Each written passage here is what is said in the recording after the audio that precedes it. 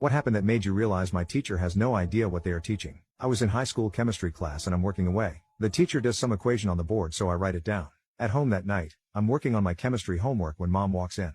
My mother has a PhD in inorganic chemistry and my father has a PhD in organic chemistry. Between them, they've got the periodic table down. Long story short, the high school chemistry teacher is teaching us things that are just flat wrong. Not kinda, just wrong. Now, if you're curious, I'm not sure exactly what that was. This was almost 40 years ago. Every day, when I get home, my mother teaches me the right way to do things. The other kids in class notice I'm not paying attention or writing down anything the teacher says. So I tell them what's up. They're all AP, kind of nerdy. They ask me to show them my mom's work every day before class so they don't get totally screwed up. So I start doing that and, on day 3, the teacher walks in early. She wants to know what we're doing in her classroom, blah, blah, blah. I was a little mouthy back then and I think I said something like, if you don't know your chemistry, my mom can show you a few things.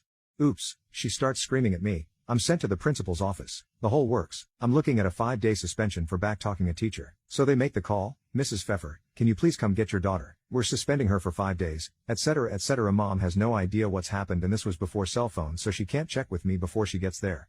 Mom comes into the principal's office and gives me the stink eye. Yes, guilty until proven innocent. I don't blame her. I've been a bit of a handful that year. So she asks the principal exactly what happened and why I'm getting such a big penalty. He spouts off some total bullshit about my starting an altercation with the teacher, screaming at her, approaching her in a menacing way and being generally disruptive to my fellow students' learning environment.